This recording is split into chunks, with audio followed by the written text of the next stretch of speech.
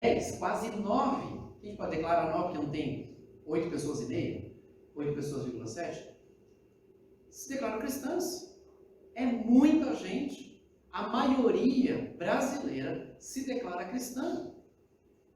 Mas o fato de você se declarar cristão não significa necessariamente que Deus enxerga da mesma forma. E essas reflexões que nós estamos tendo, começamos há 3 semanas e que nós vamos trabalhar ainda nas próximas semanas, responde basicamente essas duas perguntas. O que significa então ser cristão?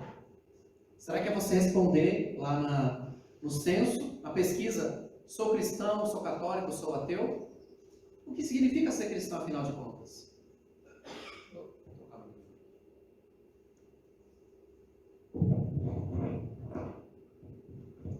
Qual significa ser cristão? Nossa, agora aumentou bem.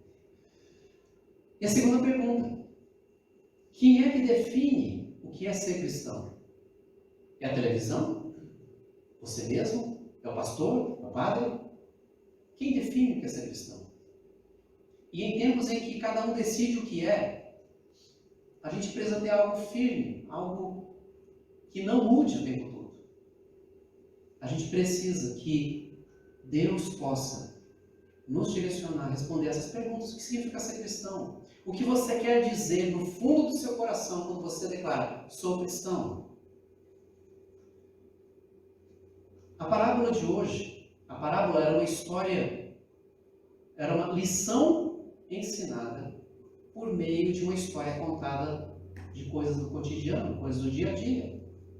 E nessa história a gente encontra algumas marcas que identificam e que a gente precisa se colocar diante disso e não responder essas perguntas, mas deixar que elas falem sobre o que há no nosso coração sobre ser cristão. E essa parábola começa nos versos, está nos versos 24 a 30 de Mateus 13. Espero que você esteja com sua Bíblia aberta. E se não, senta do lado de alguém que tem uma Bíblia, para que você possa acompanhar. Essa parábola que Jesus conta, praticamente em seguida, diretamente em seguida, na verdade, da parábola do semeador. São duas parábolas que falam da vida agrária, da vida agrícola do povo. E essa segunda, diferente da primeira, a ênfase dela não é a terra, mas é a semente. É a semente que foi lançada. E nessa parábola Jesus diz que o reino dos céus é como um agricultor que lançou sementes. Boas sementes em seu campo.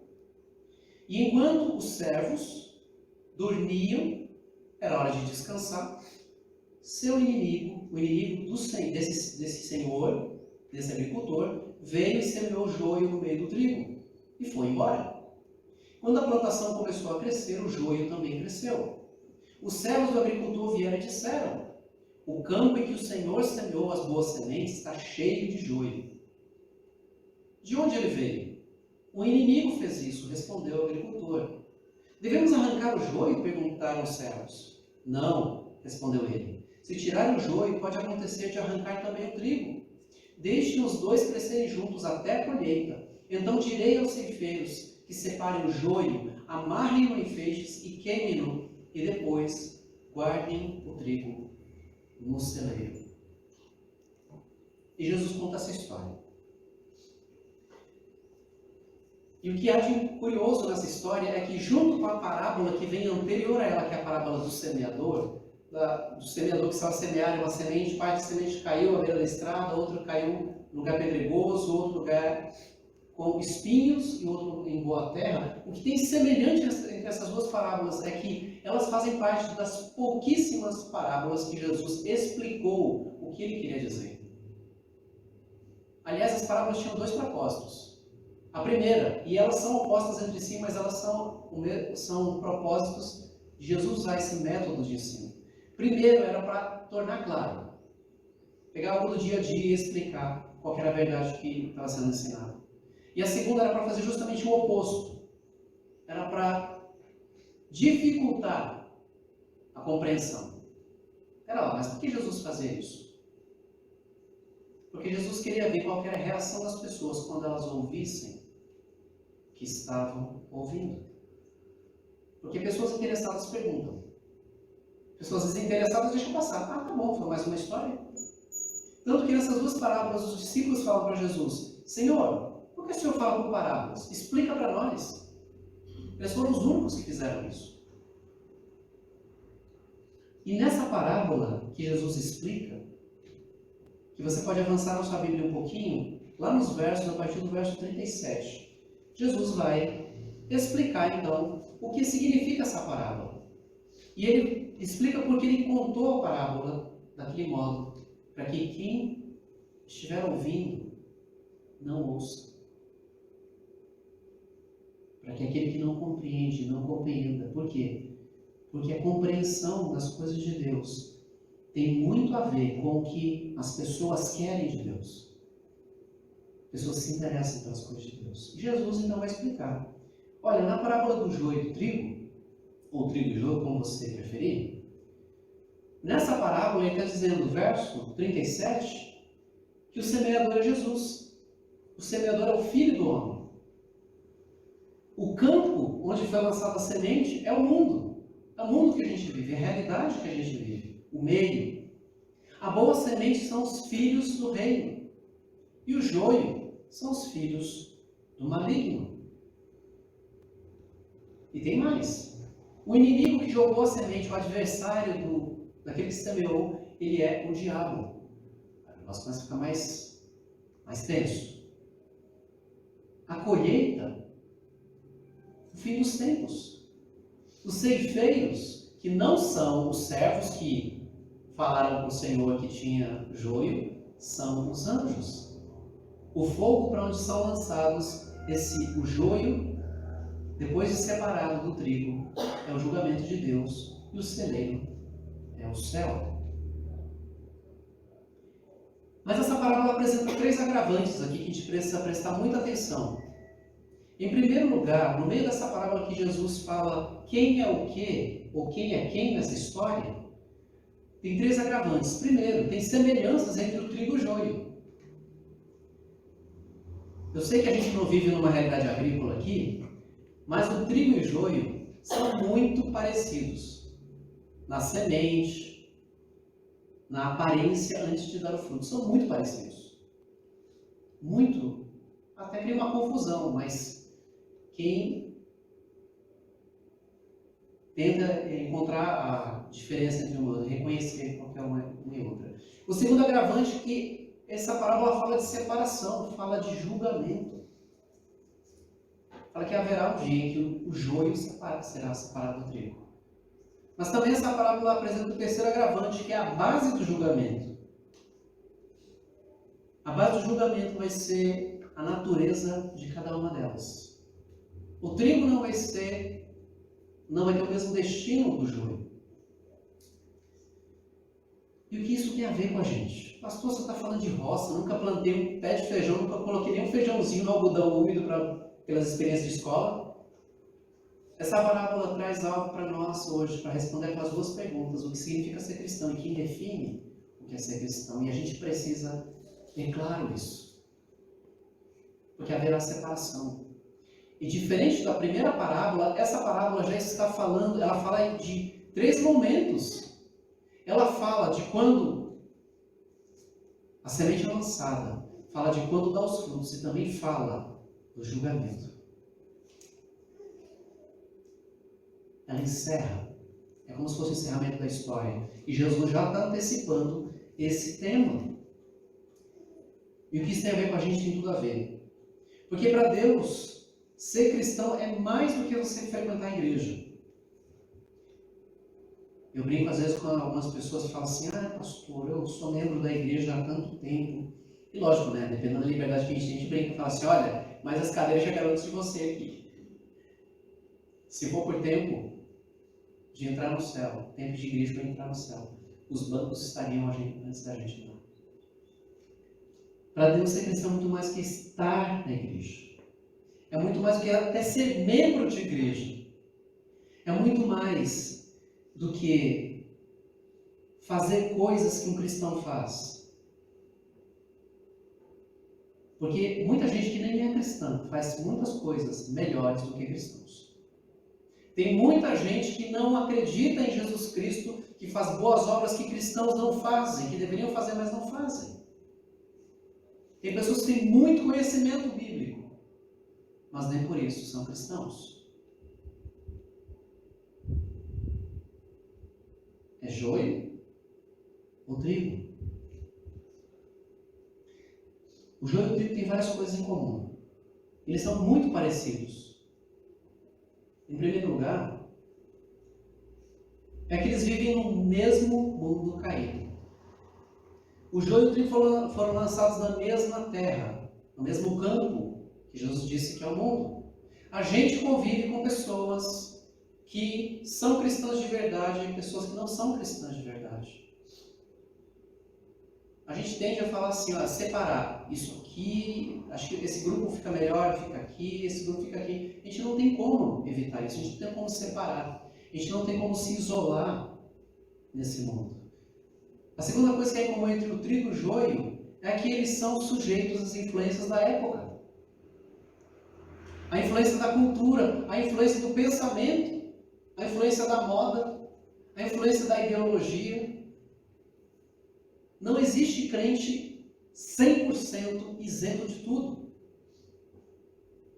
Vocês, da década de 70 para trás, de uma certa forma foi influenciado pelo movimento Woodstock. Não, pastor, que é isso? Eu não estava nem fumando nem baseado, não estava lá paz e amor. Mas aquele movimento não pregava meramente não guerra. Aquele movimento pregava assim, que você pode fazer o que você quiser. Não se preocupe com as consequências. Quem é da era digital é influenciado pelos influencers, sim. Não vem me dizer que, não, eu assisto Netflix, mas eu consigo dividir o que é de Deus e o que não é de Deus. Nós, o tempo todo, somos bombardeados. O tempo todo, nós recebemos padrões de beleza. Mulher bonita tem que ser isso. E aí quando você olha no Instagram, ela fala assim, puxa, que cabelo bonito, olha o meu cabelo como está. Foi falado isso ontem, no encontro de jovens. A imagem que cada um tem de si, a visão que cada um tem de si, é muito influenciado, fortemente influenciado pelo meio. Inclusive na igreja. Alguém um dia disse que para ser uma pessoa que vai adorar a Deus no culto, tem que ir de terno e gravata. Tem que cantar só hino, cantor cristão. Tem que se comportar desse jeito, daquele outro. E não percebe que nós recebemos muita influência americana, que não necessariamente são de Deus. Nós somos influenciados o tempo todo, sujeitos às mesmas influências. Nossos filhos estão ouvindo ideologia de tudo quanto é tipo nas escolas. Você não consegue assistir um filme sem alguma menção a isso. Não estou atacando nenhum grupo específico. Estou simplesmente falando que nós somos influenciados o tempo todo. Professores na faculdade, professores no colégio, o tempo todo. Recebe a mesma influência. O trigo e o joio tem outro ponto em comum. Frequenta os mesmos ambientes, inclusive igreja. Escola, trabalho, parque, shopping, mercado. Frequenta os mesmos ambientes. E não em comum, tem amizades em comum também. Você não tem só amigo crente, tem? Você vive na vila dos crentes? Ou dos cristãos? Na sua rua só mora cristão. Aqui, só todo mundo com carteirinha cadastrado, bonitinho. Nós temos amigos em comum. Eu tenho amigos, eu tenho conhecidos que são da Umbanda, são católicos, são homossexuais. Pastor, com quem você anda? Gente, eu estou nesse mundo. Eu não posso me isolar e dizer assim, não, sai para lá você, pecador. Eu estou nesse mundo. Jesus nos colocou nesse mundo para nos relacionarmos com pessoas. Não para sermos como todo mundo, mas para a gente se relacionar com pessoas.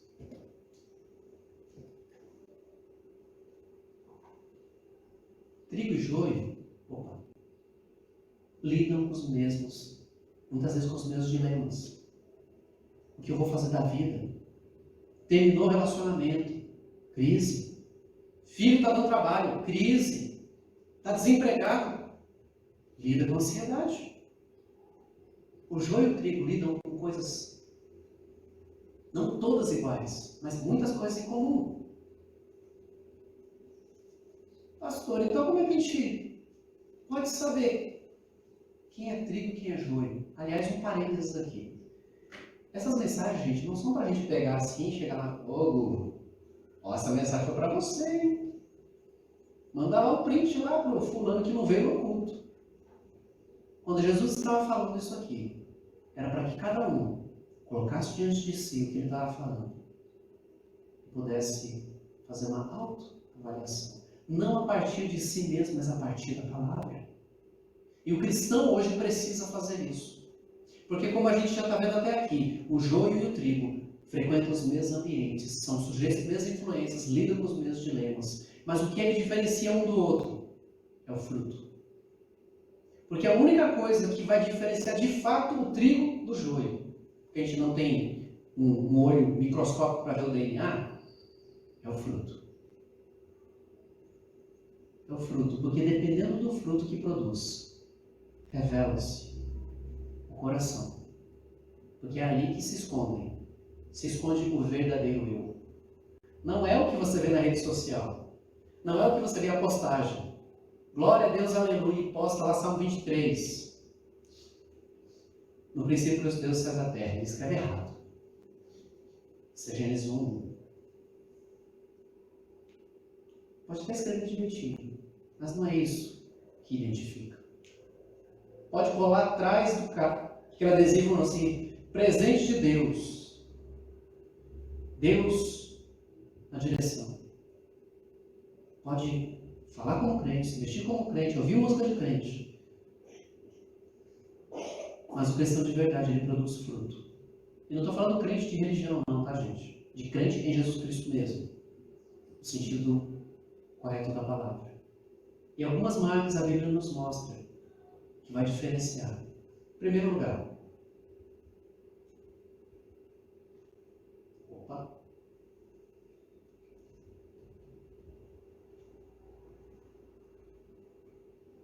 pode sabe? Ixi, agora foi demais. Volta lá, mais.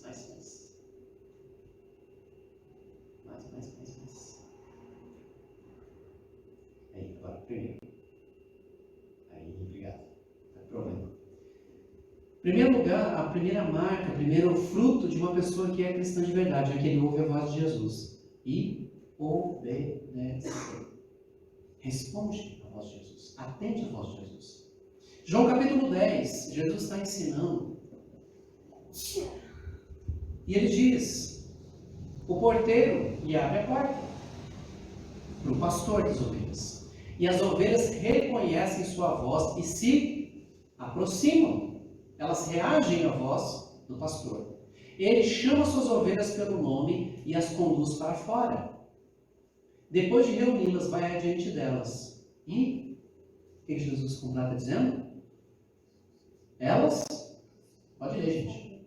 Elas o seguem porque conhecem sua voz. Tem um vídeo muito interessante nesse Reels, né, que às vezes tem nos Instagrams aí da vida, de uma pessoa ali na cerca, umas 3 pessoas. Uma chama as ovelhas nem tinha. A outra solta um berro, as ovelhas também a mesma coisa. E aí vem o que cuida das ovelhas e chama. Dá uma cabecinha, se levanta, aí os outros começam a levantar e vem tudo para perto da cerca. Tudo bonitinho. Reconheceram a voz e obedeceram. O cristão de verdade. Ela fala assim, pastor, mas o cristão de verdade também não pode de vez em quando fazer de conta que não está ouvindo? É possível. E se é cristão, então precisa voltar a ouvir a voz do pastor e obedecer.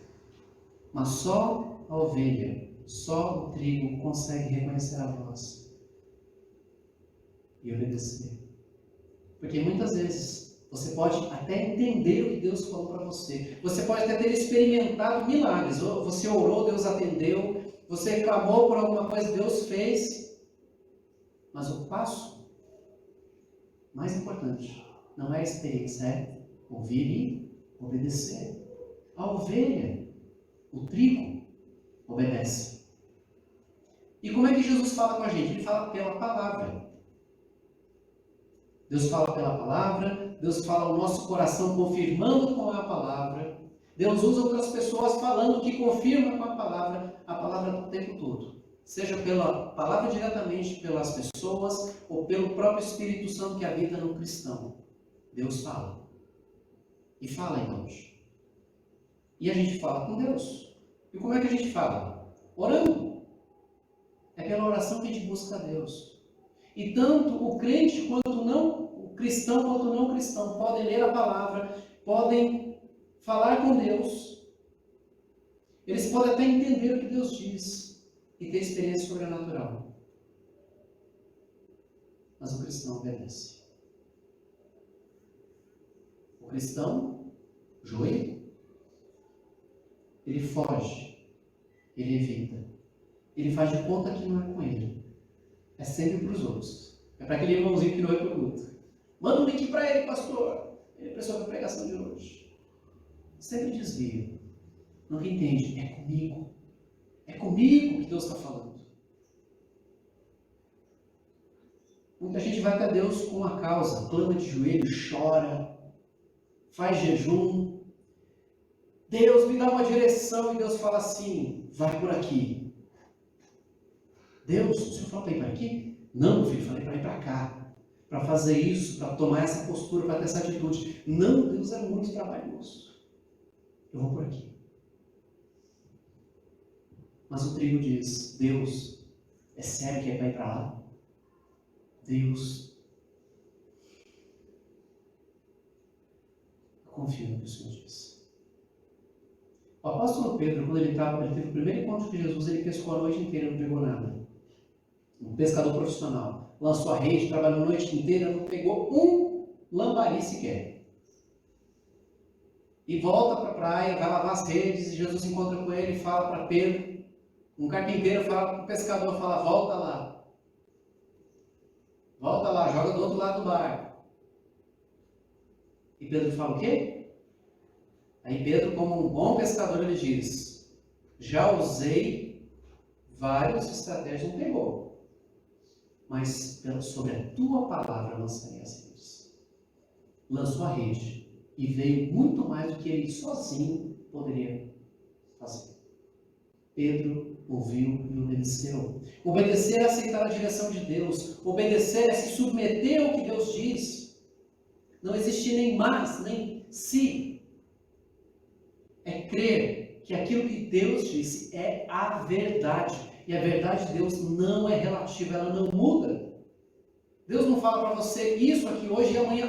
Hoje estamos no século 21. Vamos atualizar as coisas aqui. Agora é o Evangelho 3.0, porque o 2.9 já foi. Aquilo que Deus falou lá atrás, ainda é hoje. Aquilo que Deus chamou de pecado lá atrás é pecado hoje e sempre será pecado, porque Deus não muda. Ainda bem para nós que Ele não muda. Imagina você casado. Então, mudei. Imagina você entra numa empresa, chega lá na porta, sua mesa está vazia. Então, a gente decidiu aqui que vai fazer uma limpa aqui, pode pegar suas coisas e vai embora. Às vezes acontece isso. Mas traz segurança. A palavra de Deus é segura, ela é firme. Sabe o que esses ouvintes de Jesus de João 10 falaram depois que Jesus estava ensinando várias coisas? Olha o que ele diz. eles dizem para Jesus? Ouviram? Já dão solução. Olha o que eles falam. Depois de ter ouvido Jesus ensinando, poder dizer assim, amém, glória a Deus, vamos lá. Eles dizem, ele está possuído por demônio e está louco. Por que ouviram? Quando os líderes judeus o rodearam e perguntaram, quanto tempo vai nos deixar em suspense? Se você é o Cristo, diga-nos claramente. Jesus deu todas as provas, ele fez sinais, eles não creram. Eles queriam mais uma prova. Eles queriam mais uma razão para confiar em Jesus. Em outras palavras, estavam resistindo a Jesus. Resistindo às palavras. E o próprio Senhor Jesus diz a respeito deles. Eu já lhes disse e vocês não creram em mim. A prova são as obras que eu realizo em nome de meu Pai. Mas vocês não creem em mim porque não são minhas ovelhas. Não, Jesus agora entrou de sola, né? Jesus falou assim, não, deixa eu explicar de novo de um outro jeito. Não, Jesus sabia, conhecia o coração deles e disse, vocês não são minhas ovelhas, vocês não me pertencem. Vocês não estão debaixo do meu cuidado, da minha direção. Minhas ovelhas ouvem a minha voz e eu as conheço e elas me seguem. Você segue a Jesus? Você ouve a voz e obedece? A reação que nós temos à voz de Jesus, se é resistência ou submissão, fala muito sobre o nosso cristianismo.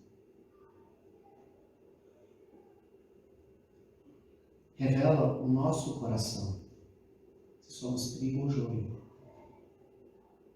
se somos cristãos ou apenas cristãos nominais. Primeira marca, ouve a voz de Jesus e obedece. Talvez em algum momento haja uma resistência, talvez em algum momento haja uma luta, mas no final o coração obedece, se rende, deixa ser conduzido, ouve a voz do Senhor. A segunda marca, entre tantas que a gente pode colocar aqui, é que o modelo que escolhe para a vida é Jesus. Eu sei que a gente tem modelos, pessoas que são exemplos para nós, a gente realmente deve ter. Pessoas que são exemplos de perseverança, de humildade, pessoas que são exemplos de honestidade, de integridade. Mas nenhuma delas deve substituir o modelo. Se nós somos de fato cristãos, o nosso modelo tem que ser Jesus. E Paulo tinha isso. Tem um velho ditado que diz o quê? Diga-me com quem andas e direi quem tu és. Eu sei que isso aqui não é 100% aplicável à vida, mas traz uma verdade aqui. Porque a gente anda com quem a gente se identifica. A gente anda com quem a gente... com pessoas que a gente sabe que tem algo que nós podemos crescer com elas. Talvez não todas. Biblicamente parafraseando, diga-me quem é teu modelo.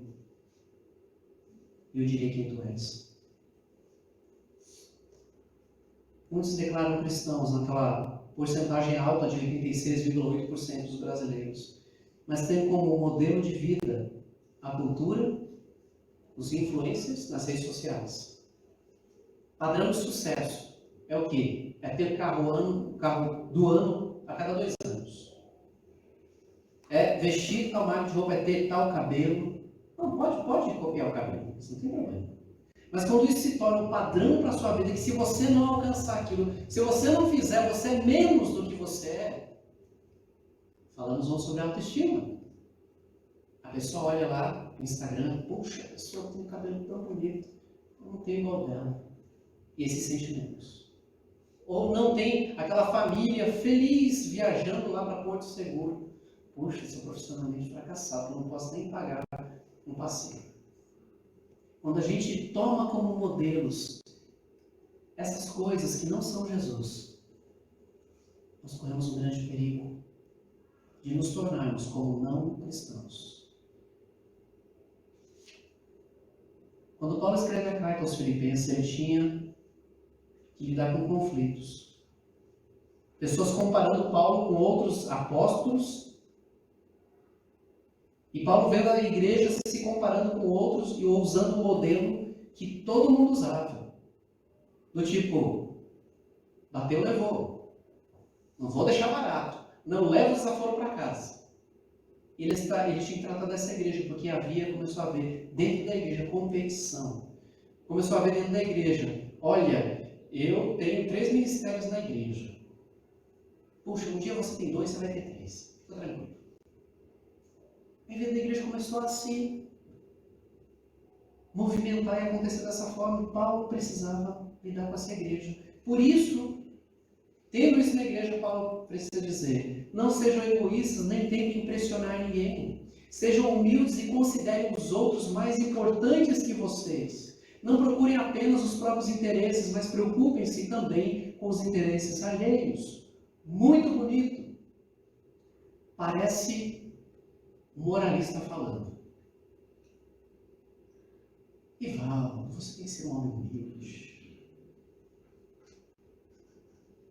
Maria Helena, você tem que pensar nos outros. Se Paulo não tivesse parado aí, ele não faria diferença nenhuma com a pessoa que não queria nada com Deus. Mas Paulo prossegue. Avança para você. Tenham a mesma atitude demonstrada por Cristo Jesus. E aí ele vai dizer que modelo que é esse. Que embora sendo Deus, não usurpou a posição de ser Deus, mas se tornou homem.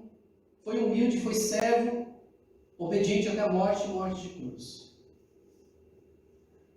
Para o apóstolo Paulo, o modelo de vida, o modelo de caráter, o modelo de pai, de mãe, de marido, de filho, era Jesus Cristo. A minha infância e adolescência foi muito conturbada por situações familiares de conflito. Quando é criança, você foge. Quando é adolescente, você se revolta. E na minha revolta eu falei: eu nunca vou ser como meu pai. Só que quanto mais eu dizia, eu nunca vou ser como meu pai, eu estava tomando ele como modelo. Mais eu era parecido com ele. Mais amargurado eu me tornava como ele. Até o dia em que Deus me colocando pessoas na minha vida, Deus falando através de livros cristãos. Você não tem que não querer ser como seu pai. Você tem que querer ser como Cristo. E automaticamente, aqueles defeitos que você tanto tem, causa náusea em você, não estarão em você. Por isso, não queira ser diferente de pessoas. O cristão, ele toca o modelo, ele quer ser como Cristo. Como marido, como pai, como filho, como patrão, como empregado. O apóstolo Paulo tinha como padrão Jesus Cristo. Padrão de comportamento, padrão de atitude. Por isso ele disse: tenham a mesma atitude demonstrada por Cristo Jesus. E ele vai mais fundo. Porque Paulo entendeu que a vida dele só tinha um propósito. Se o propósito da vida dele fosse Jesus. Às vezes a gente faz planos e Deus fica de fora. Quero casar, Deus está de fora. Quero ter filhos, Deus está de fora. Quero comprar casa, Deus está de fora. E aí no finalzinho, depois que todo o plano está armado, fala: Deus abençoa o meu plano.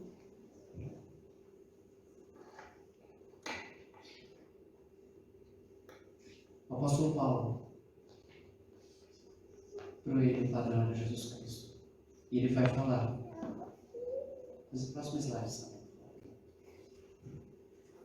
Para mim, o viver é Cristo, o viver é lucro.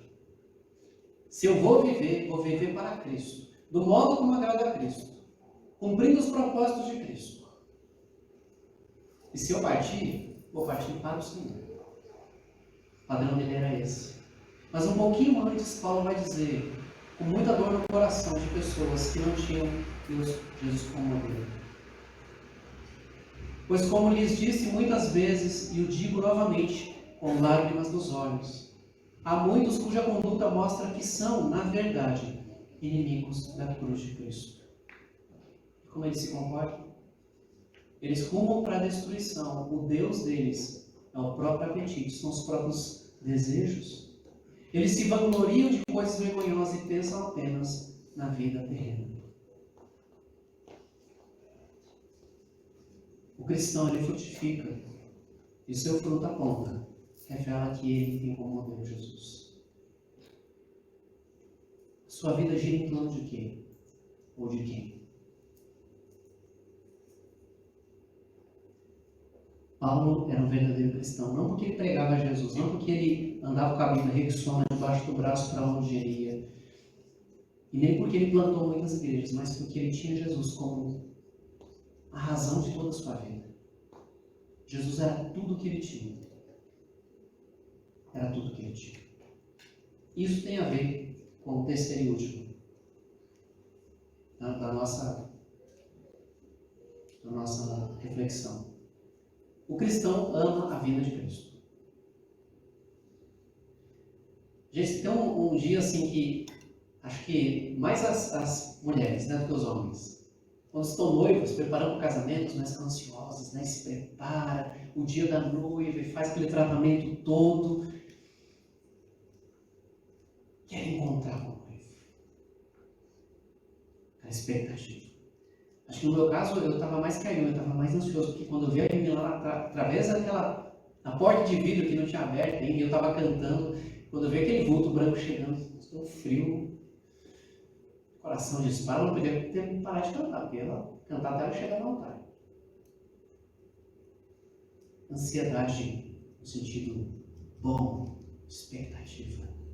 Ou melhor dizendo, com respeito a Cristo, esperança. Ama a volta de Jesus, quero encontrar logo com Jesus, quero ver Jesus, quero tocar nas vestes dele, quero tocar nas feridas que já foram cicatrizadas, mas estão ali as marcas.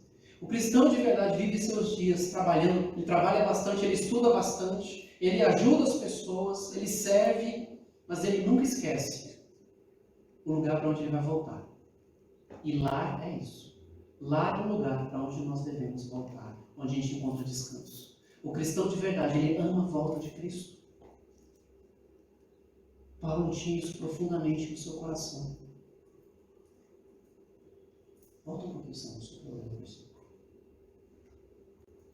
E o prêmio não será. Agora o prêmio me espera, a coroa da justiça que o Senhor, justo juiz, me dará no dia da sua volta. E o prêmio não será só para mim, mas para todos que, com grande expectativa, aguardam sua vinda. Na outra versão, na revista Almeida e atualizada, diz: para todos quantos amam a sua vinda. Cristão que não ama a vinda de Jesus, que não tem no coração o desejo de se encontrar com Jesus, precisa fazer uma revisão. Jesus quer se encontrar com a noiva dele, que é a igreja. Isso tem que ser recíproco. O apóstolo Paulo viveu para esse dia, porque ele entendeu. Agora sim, por favor. A nossa cidadania, no entanto, vem do céu, e lá aguardamos ansiosamente a volta do Senhor Jesus Cristo, a volta do Salvador, do Senhor Jesus Cristo. O nosso lugar de volta, talvez assim, em japonês, acho que a palavra pega mais pesado, dá mais peso no coração, furusato. O lugar ao qual pertenço. O lugar que é parte da minha identidade. E a identidade do cristão não é aqui nesse mundo. Nesse mundo a gente só constrói tenda, porque tenda pressupõe temporário. Vai passar. Não estabeleça a sua vida, a sua esperança nesse mundo, porque ele vai passar. O cristão anseia pela volta de Cristo, onde haverá governo justo e verdadeiro. O lugar onde a corrida termina e o prêmio é entregue pelas mãos do próprio Deus. Quando diz Paulo coroa da justiça, não é essa coroa cheia de coisas que a gente acha que, né? Igual os reis da Idade Média. era aquela coroa que o atleta ganhava no final da corrida. Que representava, o que ele representava era muito mais do que o valor monetário dele. Representava reconhecimento, representava vitória, honra. Esse era o desejo de Paulo, ser aprovado por Deus, terminar a corrida, ser achado fiel. Não porque ele era bom, crentão, mas porque ele amou a volta de Cristo e trabalhou para aquele dia. Paulo sabia, ele não merecia o céu, mas ele estava aguardando ansiosamente por aquilo que havia sido prometido por Jesus. Que onde ele estivesse, seus discípulos estivessem juntos. O cristão de verdade, ele ouve e obedece. O cristão de verdade tem como modelo Jesus Cristo. O cristão de verdade ama a volta do Senhor.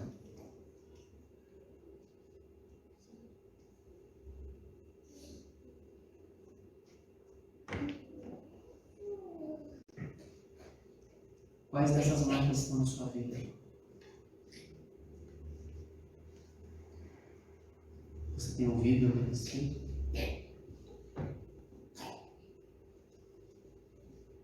Você tem tido como modelo Jesus? Você tem amado a volta do Senhor?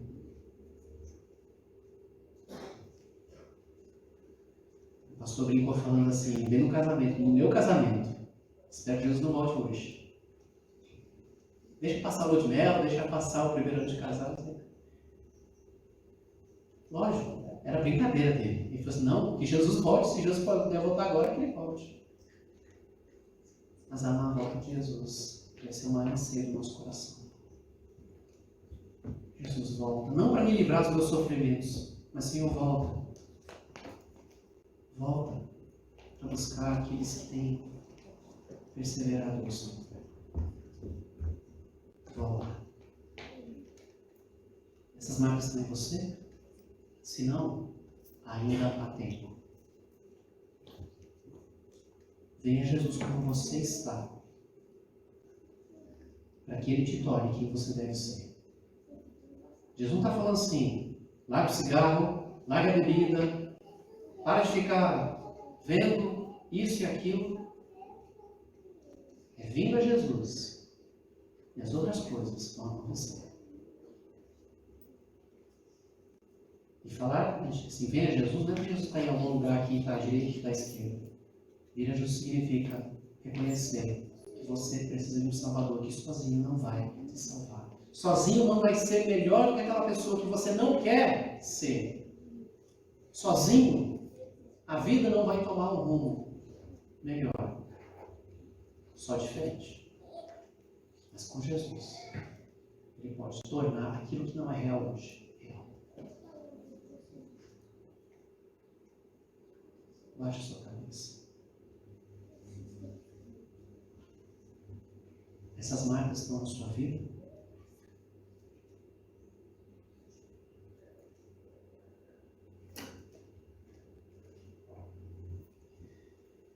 Senhor Deus, nós somos uma população grande no Brasil. Muita gente que tem acesso à Bíblia, que pode procurar uma igreja, que pode, ó Deus, ter acesso à verdade revelada na Tua Palavra. Tem acesso à internet para assistir um culto online, que pode fazer coisas na igreja. Nós não queremos a aprovação do censo de que nós somos, do censo do IBGE que nós somos cristãos. Nós queremos a aprovação do Senhor. Nós queremos ser vistos pelo Senhor como aqueles que ouviram o Evangelho, entenderam e podem ser chamados pelo Senhor de filhos. Podem ser chamados pelo Senhor de minhas ovelhas. Podem ser reconhecidos pelo Senhor como trigo e não joelho. Pai, que nós sejamos cristãos de verdade, que a gente vista a camisa de cristão, abraçando a missão que o Senhor nos deixou. Sermos sal e luz, sal da terra e luz desse mundo. Sermos testemunhas de Jesus Cristo, no nosso falar, no nosso viver. E que o fruto da nossa vida, que a nossa vida produzir, possa ser, ó Deus, compatível com o que o Senhor chama de cristão. Pedimos a Deus, conduza a tua igreja, conduza a igreja brasileira, conduza, ó Deus, os cristãos do Brasil a serem de fato, Pai, agentes de transformação, não por um discurso demagógico, ó Deus, mas por uma vida que realmente experimenta o Evangelho que transforma. Oramos em nome de Cristo. Amém.